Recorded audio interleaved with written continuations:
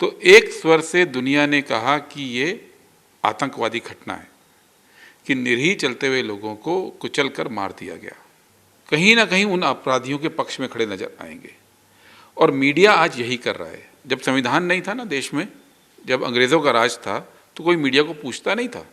कुलदीप सेंगर को बीजेपी ने निकाला और उसकी बीवी को टिकट दे दिया, बाद में दिया। और हत्यारे में जो शामिल था लीड शिखर अग्रवाल, उसको बीजेपी ने अपने यहाँ बाद में शामिल करा लिया। अजय चौधरी मेरठ में पिस्तौल फहराते हुए उसकी फ़ोटो आई थी फायरिंग करते हुए, और कुछ दिन बाद बीजेपी ने उसको अपनी पार्टी में ले लिया। नारायण सिंह भदौरिया कानपुर जेल से लोगों को भगाने का आरोप लगा और अब बीजेपी के मेंबर हैं। अगर आप बीजेपी के साथ हैं तो आप क्राइम कीजिए, आपको नेता मान लिया जाएगा, आप बीजेपी में सम्मानित जगह पाएंगे। जो हालात बिगड़ती जा रही है देश की, आप एक दिन कंट्रोल करते हो दूसरे दिन उठ जाता है। तो ये मीडिया जनता के पक्ष में तो नहीं खड़ा। आप देखिए कि पूरे मेन स्ट्रीम मीडिया में कोई दलित एडिटर नहीं है ना। आज मीडिया पे भी जो कब्जा हुआ है, वो चाहे यूपी के टाइम पे देखे हो, वो अंदर खाने तो सब आरएसएस के ही लोग थे।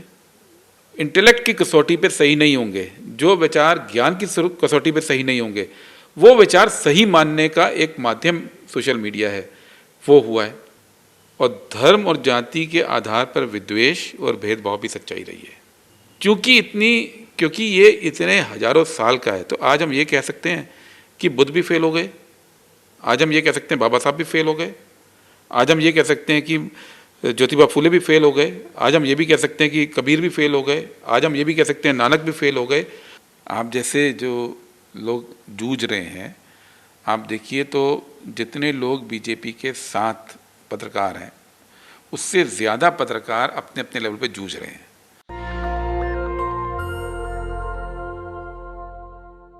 देश में एक अलग तरह की राजनीति हो रही है। इससे पहले ऐसा नहीं होता था। इमरजेंसी भी लगी है, विपक्ष के नेता गिरफ्तार भी हुए हैं, लेकिन वो डिक्लेयर्ड था। अब समय ऐसा आ गया है कि अगर आप धरना प्रदर्शन नहीं कर सकते, डेमोक्रेटिक तरीके से अपनी बात नहीं रख सकते, और सबसे ज़्यादा जो भूमिका बदली है वो मीडिया की। क्या मीडिया सरकार के साथ गठबंधन में है?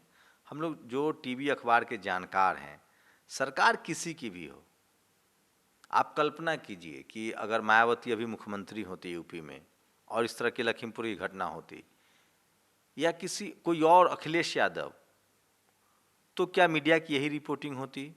और क्या मीडिया अब साफ दिखने लगा है कि सरकार के साथ है, तो उसकी वजह क्या है? और जो तमाम अपोजिशन के लीडर हैं, उनके पास क्या विकल्प है? आज शिवसेना के नेता है संजय राउत, उन्होंने कहा है कि तमाम विपक्षियों को एक साथ आना पड़ेगा। मेरे साथ खास मेहमान हैं, आप सब जानते हैं इनको, गुरदीप सप्पल साहब। खास इसलिए हैं कि इनको लंबा अनुभव है मीडिया का। आपने जो संविधान देखा होगा राज्यसभा टेलीविज़न पर, उसके शिल्पकार थे, राज्यसभा चैनल के सीईओ और एडिटर भी रहें, संपादक भी रहें। अब कांग्रेस के प्रवक्ता भी हैं, राष्ट्रीय प्रवक्ता भी हैं, लेकिन सबसे ज़्यादा पैनी नज़र होती है इनकी मीडिया विश्लेषण पर। सप्पल साहब, गाड़ी कौन चला रहा था, अब उसका ही वीडियो आ गया। पीछे से रौंदा जा रहा था, उसका ही वीडियो आ गया। मीडिया अब डिफेंड कर रही है कि पहले शीशे तोड़े गए होंगे। तो इसे कैसे देख रहे हैं? ये सिर्फ एक पार्टी के प्रति मीडिया का समर्पण है, समर्थन है, या इसे कुछ और देख रहे हैं?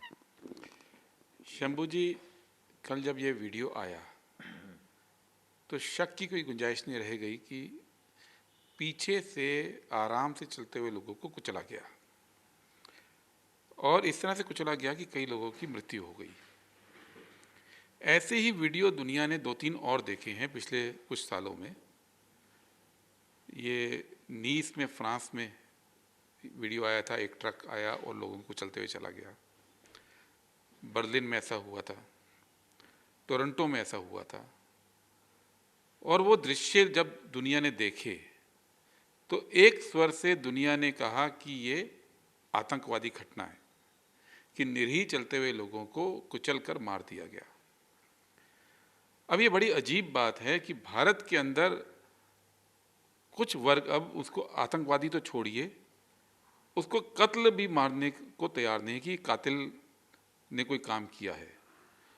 वो इफ एंड बट लगा रहे हैं।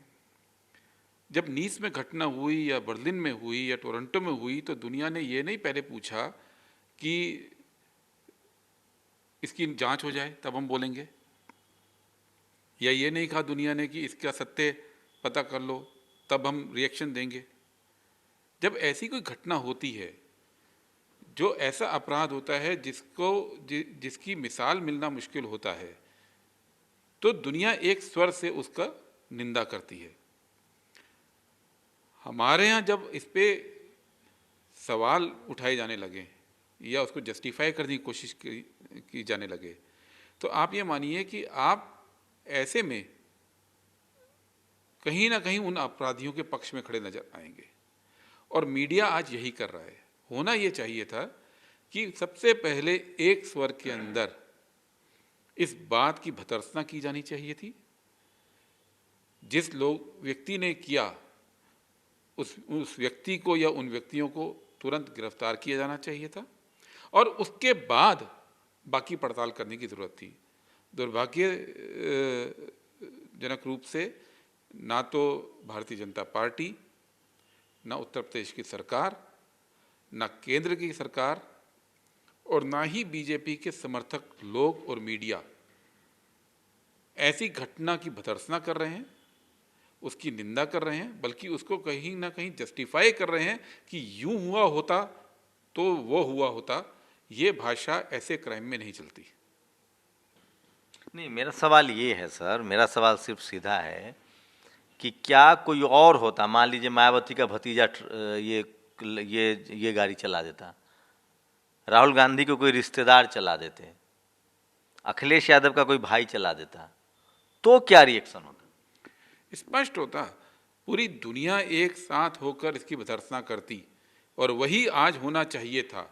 यही मीडिया जो आज बाल की खाल निकालकर किसी ना किसी तरह से कोशिश कर रहा है कि कहीं ना कहीं उन कातिलों के समर्थन में कुछ बोला जाए, ये तो कतई नहीं होता, बल्कि उन लोगों की मीडिया ही खाल खींच रहा होता।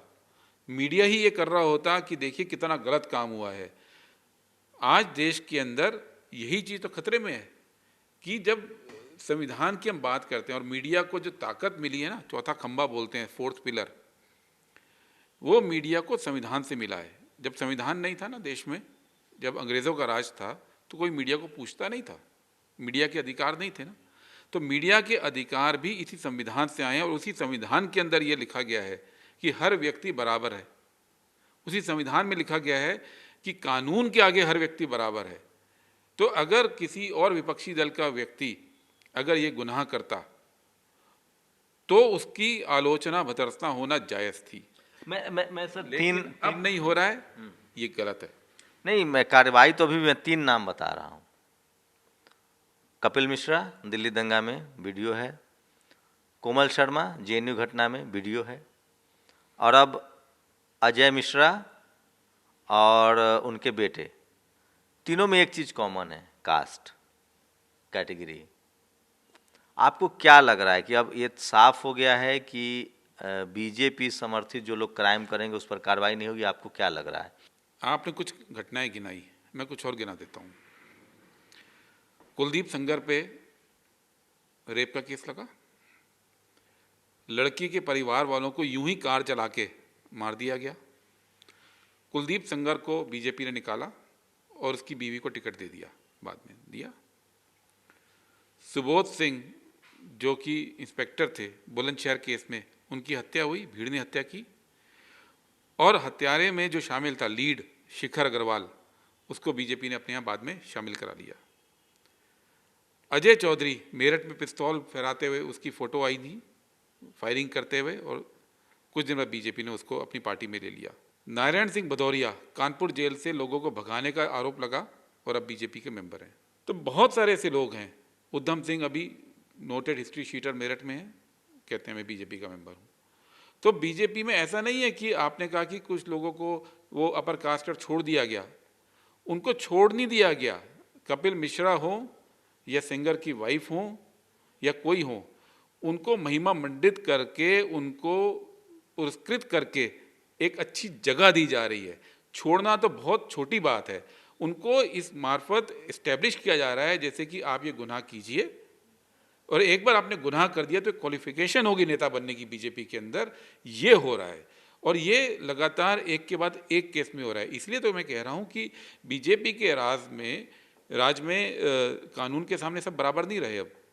अगर आप बीजेपी के साथ हैं तो आप क्राइम कीजिए, आपको नेता मान लिया जाएगा, आप बीजेपी में सम्मानित जगह पाएंगे। कल जिस तरह से ट्विटर फेसबुक और व्हाट्सएप डाउन किया गया, क्या लग रहा है, ये टेक्निकल एरर था या आपको फिर खेल लग रहा है? नहीं नहीं, ये तो देखिए ट्विटर नहीं हुआ था, फेसबुक, इंस्टाग्राम, व्हाट्सएप हुआ था, और वो पूरी दुनिया के लेवल पे हुआ था। वो भारत से उसका कोई संबंध नहीं है। और वहाँ पे भी काफ़ी फेसबुक के रोल को लेके चुनाव के बाद जब ट्रंप हारे और वहाँ पे वाइट हाउस पे जो हमला हुआ भीड़ का, उस भीड़ को भड़काने में फेसबुक का काफ़ी नाम आया, और ये कहा जा रहा है कि विसल ब्लोअर ने उठाया, तो शायद उससे कनेक्शन ना लेकिन निकल सर जाए। कल पूरे एनसीआर में इंटरनेट भी डाउन था। मैं रात के 3 बजे तक लाइव करने की कोशिश कर रहा था, नहीं हुआ यूट्यूब पर भी। नहीं, इंटरनेट उन कंपनी को डाउन था जो फेसबुक के साथ जुड़ी हैं, जो कहीं ना कहीं उनका इंफ्रास्ट्रक्चर यूज़ कर रहे होंगे। बहुत सारे इंटरनेट कंपनियाँ, मेरे घर में एक कंपनी का डाउन था, दूसरी कंपनी का चल रहा था। तो ये हमारे लोकल इशू पे नहीं है, ये अंतर्राष्ट्रीय इशू है, इसको लोकल से जोड़ना ठीक देखिए, तो ये बड़ी सफाई से बात करें सर। ये एक बात और, टीवी और भूमिका, चूंकि आप उसके एक्सपर्टीज है, पॉलिटिकल पार्टी पर तो बात करूंगा ही, तो टीवी और अखबार आपके पास नहीं है तो आप लड़ाई नहीं लड़ सकते। बहुत बड़ा देश है, 90% लोग टीवी अखबार देख रहे हैं, अभी सिर्फ 40 करोड़ लोग सोशल मीडिया पर हैं। वो भी सोशल मीडिया पर उनके समर्थक जो है वो 30 करोड़ हैं, 10 करोड़ उनके खिलाफ है। तो अपोजिशन के पास क्या टूल है? रैली, धरना, प्रदर्शन का दौर रहा नहीं, सोशल मीडिया आपके पास है नहीं, सोशल मीडिया पर उनका कंट्रोल है, अब कंट्रोल करना चाह रहे हैं, तो कैसे मैसेज कन्वे करेगा जो अपोजिशन लीडर है? जनता के बीच में जाके करना पड़ेगा, कोई और रास्ता नहीं है। अपोजिशन लीडर्स को जनता में जाना पड़ेगा, जनता के बीच में डायरेक्ट कम्युनिकेशन करना पड़ेगा, जनता से ही बात सीधे सीधे करनी पड़ेगी। और ऐसा नहीं है आप जितना मर्जी मीडिया को कंट्रोल कीजिए, जो हालात बिगड़ती जा रही है देश की, आप एक दिन कंट्रोल करते हो, दूसरे दिन उठ जाता है। पिछले एक हफ्ते में कितनी घटनाएं हो गई, बीजेपी एक को दबाती है, दूसरा सिर उठाता है। तो जब जब चीज़ें खराब होने लगती हैं शंभू जी, तो एक के बाद एक खराब होती हैं। और अपोजिशन पार्टीज़ का ये धर्म है कि वो पब्लिक में जाके लोगों से बात करे, लोगों से मिले। तो शायद ये मीडिया भी दिखाने पे मजबूर भी होता है, ऐसा नहीं है कि नहीं होता है। लेकिन ये बात सच है कि आज मीडिया ज़्यादातर कंट्रोल हो गया है। अगर वो मीडिया राह में चलते हुए, शांतिपूर्वक चलते हुए, लोगों को पीछे से कुचलने पे भी अगर उसको जस्टिफिकेशन ढूंढ सकता है, तो ये मीडिया जनता के पक्ष में तो नहीं खड़ा, निश्चित रूप से नहीं खड़ा है। ये बात सब विपक्षी दलों को समझ में आती भी है, लेकिन सीधे सीधे लोगों के बीच में जाके काम करे बगैर और कोई रास्ता है नहीं। और साथ में जो पत्रकार आज भी अपने असूलों के हिसाब से, संवैधानिक मूल्यों के हिसाब से काम कर रहे हैं या पत्रकारिता के धर्म को ठीक से निभा रहे हैं, उनको भी साथ लेके काम करना पड़ेगा। क्या दक्षिण भारत के तौर पर हर पॉलिटिकल पार्टी को अपना चैनल खोलना चाहिए? ये द सन ग्रुप है, जयललिता जी के जया टीवी था, ये वक्त आ गया। देखिए, पॉलिटिकल पार्टीज जब चैनल शुरू करती हैं तो पार्टी ऑर्गन की तरह होता है। जैसे पहले अखबार हर पार्टी का था, आप देश की कोई भी राजनीतिक दल उठाइए, उनके पास अखबार तो होता ही था, और उसी का एक्सटेंशन था कि जहाँ पे रिसोर्स थे, जहाँ पैसा था या पार्टी के लोग अमीर थे, वहाँ चैनल भी खुल गया। लेकिन पार्टी के अखबार और पार्टी के चैनल की केवल एक निश्चित भूमिका है, वो आम मीडिया को रिप्लेस नहीं कर सकता। आम मीडिया जो होता है वो सबके लिए होता है, एक पार्टी के लिए नहीं होता है। उसको तो अपनी भूमिका प्ले करनी ही पड़ेगी, उसको अपनी भूमिका पूरी करनी ही पड़ेगी, और अगर नहीं कर रही है तो जनता पे जाने के अलावा और कोई चारा है नहीं। सर, आप चूँकि मीडिया को करीब से जानते हैं, मीडिया का एक बिजनेस मॉडल है, वो बिना व्यापार के चल नहीं सकता। क्या इस देश की जो बहुसंख्यक आबादी है, जिसको हम लोग संवैधानिक तरीके से SC ST OBC माइनॉरिटी कहते हैं, उनका बिजनेस वर्क नहीं है, उनके हाथ में उनके इश्यूज़ पर तो कभी मीडिया आ ही नहीं सकता है, कभी पत्रकारिता हो ही नहीं सकती है। नहीं, क्यों नहीं है? अगर वो मेजॉरिटी है तो मेजॉरिटी मार्केट भी है, संगठित मार्केट नहीं है, और ये कमी है। अगर उन लोगों को संगठित किया जाए तो ऐसा नहीं कि उनकी नहीं चलेगी। समस्या ये है कि बाजार का इतना सवाल नहीं है, सवाल इस बात का ज़्यादा है कि जो मीडिया में नेतृत्व है, चाहे वो मालिक है चाहे वो एडिटर है, चाहे वो सीनियर पत्रकार हैं, सीनियर रिपोर्टर हैं, या न्यूज़ रूम में बैठे हुए इनपुट आउटपुट एडिटर हैं, उनमें मेजॉरिटी जो सेक्शन है भारत का, चाहे वो दलित हों, चाहे वो मुस्लिम हों, चाहे वो ट्राइबल्स हों, चाहे वो महिलाएं इन ग्रुप्स की हों, उनका प्रतिनिधित्व ही नहीं है। तो जो मीडिया की दिशा तय करता है, उस वर्ग में इन वर्गों का कोई भी प्रतिनिधित्व नहीं है। लगभग आप देखिए कि पूरे मेन स्ट्रीम मीडिया में कोई दलित एडिटर नहीं है ना, आज ट्राइबल एडिटर भी कोई नहीं है, तो माइनॉरिटी से भी नहीं, माइनॉरिटी भी कोई नहीं है, न सिख है न मुसलमान है, कोई बड़ा संपादक तो जब वो नहीं है तो इसलिए आवाज़ नहीं उठती है। बाजार तो सेकंड बात आती है, बाजार का सवाल नहीं है, सवाल डाइवर्सिटी मुद्दा है, डाइवर्सिटी मुद्दा है। और इस देश के अंदर रिप्रेजेंटेशन होना बहुत ज़रूरी है, और ये हर देश में है। जब अमेरिका के अंदर केवल वाइट्स थे मीडिया के अंदर या पुलिस के अंदर, तो अलग अमेरिका था। और जब वहाँ पे ये इंश्योर किया गया कानून के मार्फत कि आपको अलग अलग कम्युनिटीज़ को, अलग अलग वर्ग के लोगों को, चाहे वो अश्वेत हों, चाहे वो श्वेत हों, चाहे वो हिस्पैनिक हों, चाहे वो एशियंस हों, चाहे वो इंडियंस हों, उनको जगह देनी पड़ेगी, तब जाके वहाँ पे उस देश का भी जो स्वरूप है वो बदला है। ऐसा नहीं है कि वो हमेशा ऐसे ही था, बहुत पुरानी यात्रा नहीं, 50 साल पुरानी यात्रा ही हुई उस देश की भी। तो जब तक कि आप उन क्षेत्रों में जो की पॉलिसी बनाते हैं, चाहे वो जुडिशरी हो, चाहे वो ब्यूरोक्रेसी हो, चाहे वो मीडिया हो, उसमें लोगों को नहीं लाएंगे इन वर्गों से, तो इन वर्गों की आवाज़ भी नहीं आएगी। और मैं तो ये भी कहता हूँ, जो हमारे यहाँ सोशल जस्टिस हुआ है उत्तर भारत में, ख़ास तौर पे मंडल के बाद, वो सीमित रह गया केवल राजनीतिक प्रतिनिधित्व तक। और राजनीतिक प्रतिनिधित्व तो हो गया, सरकारें तो हाथ में आ गई, लेकिन जो सरकार चलाने के टूल हैं, जुडिशरी, एग्जीक्यूटिव और मीडिया, उसमें चूंकि आपके लोग नहीं आए, उसमें सामाजिक न्याय पे काम नहीं हुआ, इसलिए वो नेता बदनाम होते चले। हाँ, सत्ता में आने के बाद भी आप वो बदलाव नहीं ला पाए। और जब लाने की कोशिश की गई तो उन नेताओं को बदनाम भी किया गया, उनकी यात्रा को भी ख़त्म किया गया। ऐसा नहीं है। तो ये तो डाइवर्सिटी की जो आपने बात की, बिल्कुल 100% मैं सहमत हूँ कि जब तक बाकी वर्गों के लोग नहीं आएंगे, उस स्तर पर आप नहीं उठाएंगे, और वो अपने आप नहीं होगा। लेकिन मैं ये आपसे मैं बात भी इसीलिए करता हूँ नेशनल दस्तक, क्योंकि आपको समाज की गहन रुचि, आप जब चैनलों पर जाते हैं प्रवक्ता के तौर पे, तो कभी आप पूछते नहीं कि एक तो मैं एंकर को जवाब, एक एंकर प्रवक्ता है कांग्रेस के, एक बीजेपी के एक प्रवक्ता होते हैं, एक आरएसएस के प्रवक्ता होते हैं, तो आप 3 लोग को जवाब देते हो। कभी डाइवर्सिटी का सवाल, आपके पास तो ऑप्शन है सर, आप पूछ सकते हैं कि आपके चैनल में जैसे जाट किसान है, तो किसानों का कोई बेटा ही के चैनल में पत्रकार नहीं है। एक न्यूज़ 24 पर वो हैं जिनका वो संदीप चौधरी, वो जाट समाज से हैं, किसान, तो वो रिप्रेजेंटेशन करते हैं। मुस्लिम ऑलरेडी गायब है, कुछ नौकरियां की भी मजबूरी है। तो ये सवाल पूछने पर तो फिर वो मैं इसलिए नहीं पूछता हूँ शंभू जी, मेरा अपना अनुभव भी है। मैंने 2 चैनल चलाए, और उन दोनों चैनल पे घोषित तौर पे मैंने कोशिश की थी कि ट्राइबल समुदाय से, दलित समुदाय से ज़्यादा लोग लूँ, और मेरी बहुत कोशिश करने के बाद भी लोग नहीं मिले।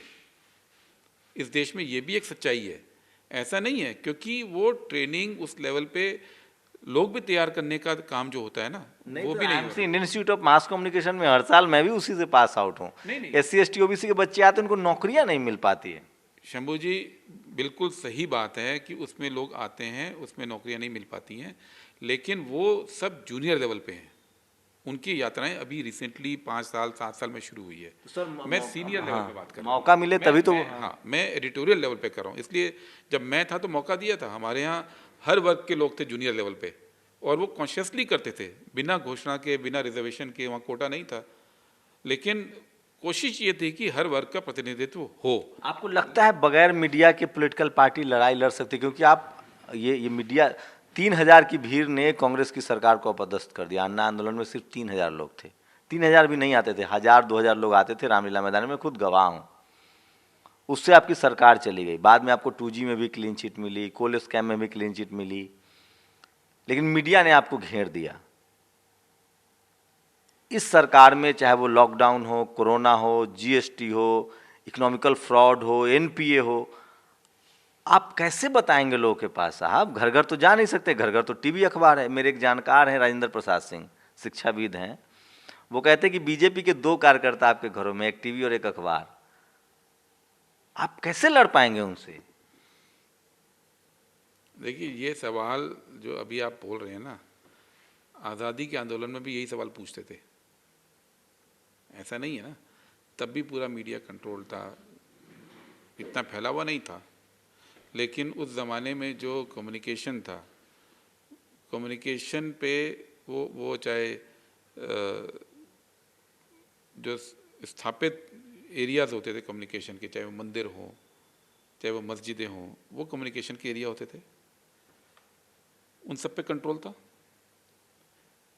उस ज़माने में भी इसका तोड़ निकला, और तोड़ बार बार मैं यही कह रहा हूँ, जब ऐसा एकाधिकार हो जाता है ना, तो फिर पब्लिक पे जाना पड़ता है। ऐसा ये कह के कि हम पब्लिक को कहाँ तक समझाएंगे, ये नहीं। मीडिया पे भी जो कब्जा हुआ है, वो चाहे यूपी के टाइम पे देखे हो, वो अंदर खाने तो सब आरएसएस के ही लोग थे, और आरएसएस ने अपने लोग बनाए और उनको अपनी आइडियोलॉजी में ट्रेन करके उनको इस्तेमाल किया। ये उसको श्रेय भी जाता है। आरएसएस की विचारधारा से मैं बिल्कुल सहमत नहीं हूँ, उसके खिलाफ लड़ता हूँ, लेकिन ये श्रेय तो आप हम उनको देंगे ही कि उन्होंने इस काम को किया। तो जो दूसरी विचारधाराएं हैं, जो आरएसएस की विचारधारा को हटा के अपने को लाना चाहते हैं, काम तो उनको भी वैसे ही करना पड़ेगा ना, मेहनत तो उनको भी वैसी करनी पड़ेगी। ये सोचना कि कोई शॉर्टकट होगा और कोई आकर अपना रास्ता आपको दे देगा या अपनी जगह आपको दे देगा कि भैया अब आप अपना राजनीतिक विचार और अपनी सोच को देश को बताइए और हम अपनी जगह छोड़ रहे हैं, ये तो होने वाला है नहीं। तो क्या आप कह रहे हैं कांग्रेस ने 60 साल में डेमोक्रेटिक जो टेम्परामेंट है, जो कॉन्स्टिट्यूशनल टेम्परामेंट है, जो साइंटिफिक टेम्परामेंट है, उसमें कमी रह गई? तभी 7 साल में 60 साल के संघर्ष को कमजोर कोई कर दे सर, तो सवाल तो कांग्रेस की आइडियोलॉजी पर भी उठता है। नहीं, 2 चीज़ें आपको समझने की ज़रूरत है। कांग्रेस ने जब आज़ादी दी और संविधान दिया, तो वो संविधान खुद में कांग्रेस की पूरे प्रोग्राम, पूरी विचारधारा का प्रतिबिंब था, और तमाम देश में कांग्रेस की सरकारें ही थी, पूरे हर राज्य में कांग्रेस की सरकारें थी। तो कांग्रेस ने जो सरकारी तंत्र है उसको गढ़ा और उसको अपनी विचारधारा के अनुरूप गढ़ा, और उसका फायदा देश को दिया। उसको पार्टी के रूप में इतना काम नहीं करने की जरूरत पड़ रही थी, क्योंकि सरकारों में थी, संविधान उसने दिया था, संवैधानिक मूल्य उसने दिए थे, और सभी सरकारों को उन मूल्यों को जमीन पर लाने के लिए कांग्रेस ने काम किया, और वो हुआ भी। सर फिर ये कैसे हुआ? जो सीएजी, मैं उसी पे आ रहा हूं। जो सीएजी, जो सीबीआई, जो सुप्रीम कोर्ट कांग्रेस के समय खुद ही संज्ञान लेती थी, वो सबके सब संघी कैसे निकल गए जैसे ही सरकार बदली? मैं उसी पे आ रहा हूं। पहले वाला सवाल पूरा हो जाए। लेकिन 2008 के बाद दुनिया में एक परिवर्तन आया है। आप ये तो कह सकते हैं कि भारत में कांग्रेस ने बहुत गलतियां की, 2G को ठीक से नहीं संभाला, कोल को ठीक से नहीं संभाला, अपनी बात पूरी नहीं की, या आप ये भी कह सकते हैं कांग्रेस के नेतृत्व ने ठीक से कम्युनिकेट नहीं किया। ये सब बातें आप कांग्रेस के बारे में बोल सकते हैं। उसके लिए नहीं कह रहा हूं। मैं पूरी बात कह रहा हूँ। अमेरिका में तो बहुत एफिशिएंट पार्टी थी, डेमोक्रेटिक पार्टी, डेमोक्रेट। क्लिंटन जैसा कम्युनिकेटर, ओबामा जैसा कम्युनिकेटर, लेकिन वो ट्रंप को नहीं हरा पाए थे ना। इसी तरह से इंग्लैंड में भी ऐसा नहीं था, हंगरी में हो, इंडोनेशिया में हो, टर्की में हो, मैं देश पर देश गिना सकता हूँ जहाँ की जो कट्टर राइट विंग है वो सत्ता में आया। और ये अनायास नहीं हुआ है। हुआ क्या कि 2008 में जो सोशल मीडिया आया, शंभू जी, सोशल मीडिया की वजह से 2 चीज़ बहुत आसान हो गई। एक तो अफवाह फैलाना, जो अफवाह को फैलने में वक्त लगता था, सोशल मीडिया में वो आग की तरह फैलती है। दूसरा, सोशल मीडिया पे उन लोगों का बहुतायत है, जो कि समाज में भी होता है, जिनको जानकारी पूरी नहीं होती, लेकिन उनका विचार होता है किसी भी बात को लेके, उनका एक थॉट होता है कि हमारा ये व्यू पॉइंट है।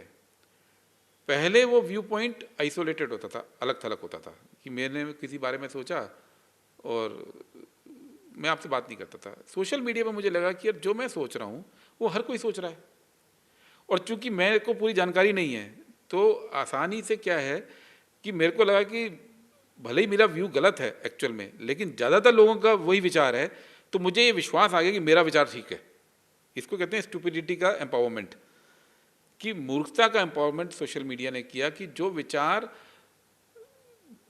इंटेलेक्ट की कसौटी पे सही नहीं होंगे, जो विचार ज्ञान की कसौटी पे सही नहीं होंगे, वो विचार सही मानने का एक माध्यम सोशल मीडिया है, वो हुआ है।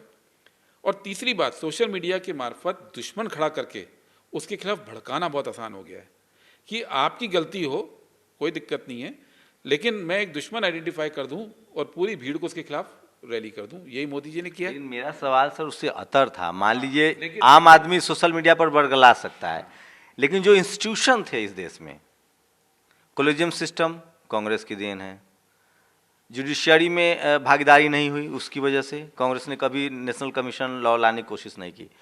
इस देश में कर्मकांड, जिसको मिथ सुप्रीम कोर्ट ने कहा है, रामायण महाभारत पर सीरियल बना, राजीव गांधी की सरकार थी, घर घर पहुंचाया गया, मंदिर का ताला खुला।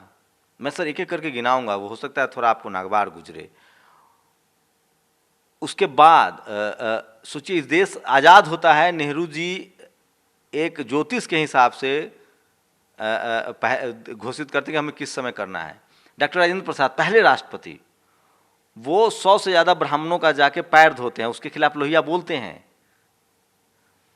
एक पूरे आपने चूंकि संविधान पर प्रोग्राम बनाया, मैंने उसी से सीखा, उसी को पढ़ा। पूरे कॉन्स्टिट्यूएंट असेंबली में एक जयपाल मुंडा चुप रहते थे। अगर आप डॉक्टर अम्बेडकर को छोड़ दीजिए तो सोशल वैज्ञानिक टेम्परामेंट, सोशल टेम्परामेंट और कॉन्स्टिट्यूशनल टेम्परामेंट नेहरू सब समझते थे। लेकिन तो 60 साल आपको समय मिला सर, ऐसा कैसे हो जाएगा कि एक कट्टर विचारधारा सिर्फ मतलब इसका मतलब कहीं ना कहीं जो राहुल गांधी खुद कहते हैं कि कांग्रेस में आरएसएस का स्लीपर सेल है। सवर्न लीडरशिप जो कांग्रेस के साथ थी या किसी भी पार्टी में थी, वो आराम से स्विच कर गई बीजेपी में। डाइवर्सिटी की समस्या रही, पॉलिटिकल डाइवर्सिटी मिला, सोशल डाइवर्सिटी, इंस्टीट्यूशनल डाइवर्सिटी नहीं हो पाया। सीएजी का कोई आज तक राष्ट्रपति आपने अच्छा दिया है, क्या नारायण साहब जैसे राष्ट्रपति बने। आपको सुप्रीम कोर्ट में एक शेड्यूल कास्ट का जस्टिस भी चीफ जस्टिस भी हुए, लेकिन एक कमी तो रह गई सर। अगर 60 साल में कॉन्स्टिट्यूशन को इम्प्लीमेंट किया जाता तो शायद इतना आसान नहीं था कि कॉन्स्टिट्यूशन खत्म हो जाता। शंभू जी, भारत कोई नया मुल्क नहीं है, कल्चरल मुल्क हम उसको कहते हैं, वो रहा, भले ही वो पॉलिटिकल एंटिटी एक नहीं रहा हो। और जितनी पुरानी हमारी सभ्यता है, ख़ास तौर से मैं मोहनजोदड़ो और हड़प्पन सभ्यता की बात नहीं कर रहा हूँ, उसके बाद से जो दौर आए हैं अलग अलग, उसमें धर्म और जाति वो एक भारत की सच्चाई रही है। और धर्म और जाति के आधार पर विद्वेष और भेदभाव भी सच्चाई रही है। कांग्रेस पार्टी ने और ख़ास तौर से नेहरू ने, और उसमें गांधी जी का बहुत दलित लोग अभी क्रिटिसिज्म भी करते हैं, लेकिन उनका भी रोल रहा जो उन्होंने उस परिप्रेक्ष्य में चीज़ें इंट्रोड्यूस की। उसमें कोशिश ये हुई कि पहली बार भारत में जब आज़ादी मिली तो ये बात की गई कि सब बराबर हैं, राइट टू इक्वालिटी। ये भारत के इतिहास में पहली बार एक अधिकार के रूप में इसको डिफाइन किया गया। और इसका जो बेस है वो कराची रेजोल्यूशन से आया था, जो महात्मा गांधी और जवाहरलाल नेहरू ने मिलकर उसको लिखा और नेहरू जी ने उसको पेश किया।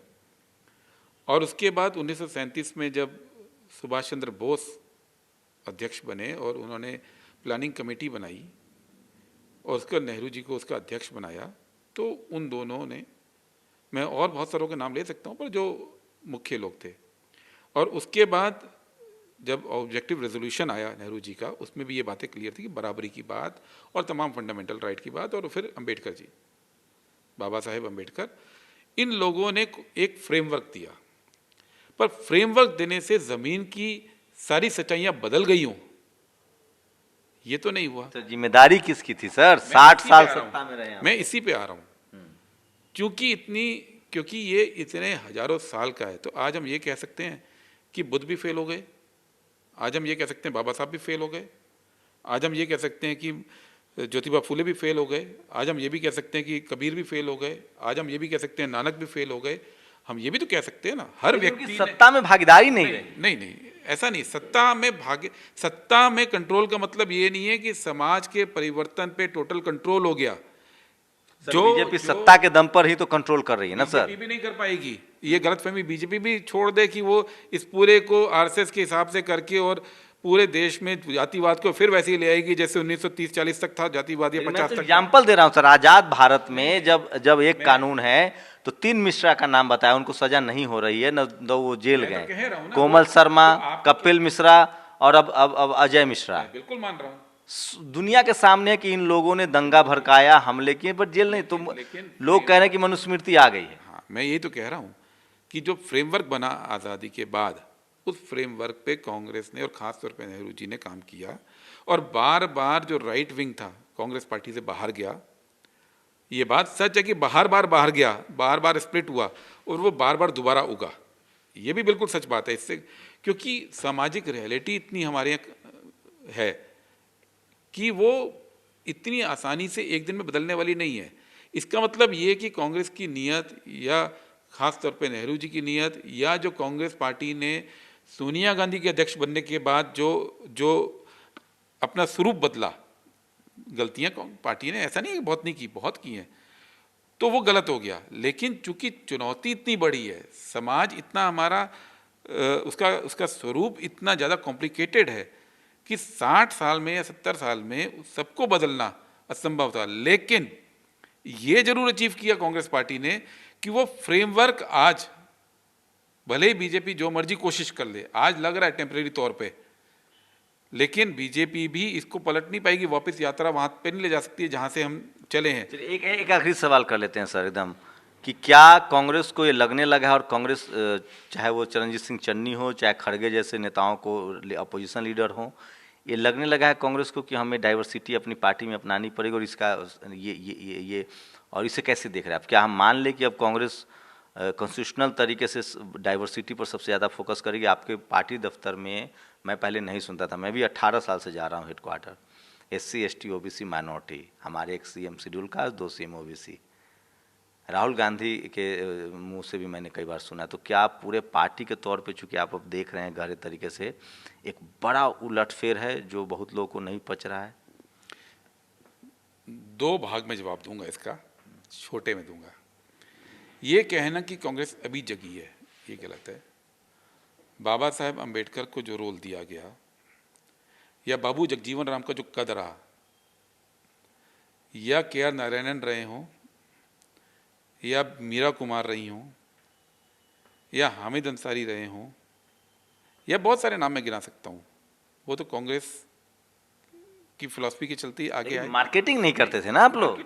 मार्केटिंग वाला सवाल छोड़ दीजिए, सवाल ये है, लेकिन ये भी सच है कि हाल के दिनों में खासतौर से राहुल गांधी ने इस बात को और शिद्दत से उठाना शुरू किया। ये कहना कि बिल्कुल नहीं था वो गलत है, लेकिन ये कहना कि जो हम चाहते हैं उतना हो गया, हम मतलब जो हमारी पीढ़ी आपकी पीढ़ी चाहती है वो तो उतना अचीवमेंट नहीं हुआ था ना। अब कॉन्शियस तौर पे राहुल गांधी ने किया है, और क्रेडिट राहुल गांधी को सबसे बड़ा यही जाता है, जिसकी वजह से उनको नुकसान भी उठाना पड़ता है, कि दलित लीडरशिप को, OBC लीडरशिप को, माइनॉरिटी लीडरशिप को एम्पावर कर रहे हैं वो। आज ये कोई छोटी बात नहीं है, वजह कोई भी हो, परिस्थिति कोई भी हो, लेकिन जैसा आपने कहा कि 2 OBC और 1 दलित मुख्यमंत्री कांग्रेस पार्टी के 3 मुख्यमंत्रियों में से हैं, और संगठन के अंदर भी उनको लगातार, अगर आप देखें कांग्रेस संगठन के अंदर, तो इस समय मैक्सिमम लोग जो अब धीरे धीरे आगे बढ़े हैं, उसमें आप मेरा भी नाम ले सकते हो। हम सब छोटी जगहों से, छोटे परिवारों से धीरे धीरे करके आगे बढ़े, और ये जो गुंजाइश राहुल गांधी ने क्रिएट की है, जिसमें ना केवल दलित, OBC, माइनॉरिटी, विमेन की बात करें, बल्कि अपर कास्ट में भी जो लोग प्रिविलेज नहीं है, उन सब के लिए जो रास्ता बनाया, उस रास्ते को बनाने में नुकसान उठाया, वो तो राहुल गांधी को क्रेडिट देना ही पड़ेगा आज। और ये कॉन्शियस तौर पे वो पार्टी आज कर रही है, कांग्रेस पार्टी। रिजल्ट क्या आएगा मुझे नहीं पता। चलिए ये एक सवाल और दीजिए कि आप इतने होपफुल हैं और आपसे बात करने के बाद लगता है कि सब कुछ उतना खराब भी नहीं है। मीडिया का एक मेरे जानकार हैं, वो कहते हैं कि मोदी को हराना है तो मीडिया को हराना होगा। इसके पास कोई, इसके लिए कोई विकल्प है, कोई जवाब है आपके पास? आप हैं जवाब। आप जैसे जो लोग जूझ रहे हैं, आप देखिए तो जितने लोग बीजेपी के साथ पत्रकार हैं, उससे ज़्यादा पत्रकार अपने अपने लेवल पे जूझ रहे हैं और उनकी पहुंच लगातार बढ़ भी रही है। वही जवाब है, राजनीतिक दलों को पब्लिक पे जाना, और जो आप जैसे पत्रकार हैं जो मूल्य आधारित पत्रकारिता कर रहे हैं, वही जवाब लेकिन है। सरकार उसको कंट्रोल, अभी टीवी अखबार को कंट्रोल की बात नहीं हो रही, सोशल मीडिया किसी भी समय बंद किया जा सकता है सर। ये कोई एकदम ग्रांटेड पाथ नहीं है।